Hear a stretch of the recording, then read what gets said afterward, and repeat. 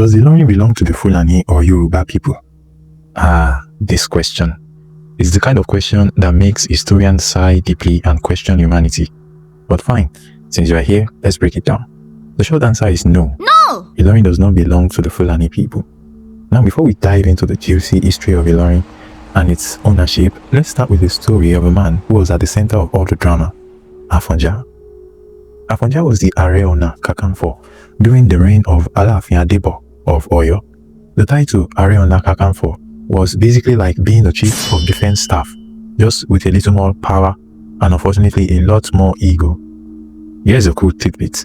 Back in the day, the Alaafin and the Are Ona Kakanfo couldn't come from the same town. Why? Yoruba constitution, that's why. So while the Alaafin was from Oyo, Afonja hailed from Ilorin. Now here's a cool fun fact. Did you know the Oyo Empire once had an Are Ona Kakanfo from Ajase, today's Porto Novo in Benin Republic? Yes, the empire was that big, but we'll save that story for another day. Even the name Ilorin screams Yoruba. It loosely translates to where iron is smelted. Sounds very Yoruba, right? But here's the real mystery. How does a Yoruba land end up with an emir, a sizable Fulani population, and now claims that it belongs to the Fulani? Sit tight. The answer is wild. The story of Ilorin, Afonja's rise and fall. Ilorin was originally founded by Laderin, who funnily enough was Afonja's great-grandfather. Fast forward a bit and Afonja becomes a rising star under the reign of Alaafin Aule Arogangan. Now, Aule wasn't exactly the goat of leaders by Oyo standards. His reign was filled with chaos, and Afonja, ever the opportunist, took advantage. When the previous Are Ona Kakanfo, that is Oyabi, died, Afonja took the title by force. Naturally, this made him a lot of enemies, including the Alaafin. One thing led to another, and with the help of some ambitious chiefs, Afonja orchestrated the ultimate power move. The Alaafin was forced to commit suicide. Enter Alaafin Adebo. If you thought Aule was bad, Adebo was worse. Weak, indecisive, and most importantly, not Afonja. Afonja hated Adebo with a passion because he himself wanted to be Alaafin. When that didn't happen, he went full rebel mode. First, he declared Ilorin independent of the Oyo Empire.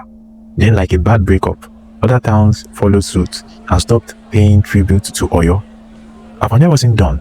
He decided to make Ilorin bigger and better than Oyo Ile itself. And to do this, he had to subjugate other small towns around Ilorin.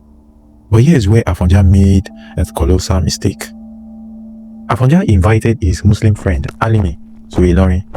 Alimi, being the good friend he was, showed up with his entourage, which included a lot of Hausa slaves. Side notes, by this time, the Fulani had already subjugated the Hausa people, so this friendship was a bit one-sided. Not stopping there, Afonja also invited another wealthy Muslim friend, Sola Biru, who settled in a large area he named Okesuna. Suddenly, Ilorin became a hub for Muslims. Hausa, Fulani, Bariba, Nupe, you name it. These Muslim slaves called themselves the Jama.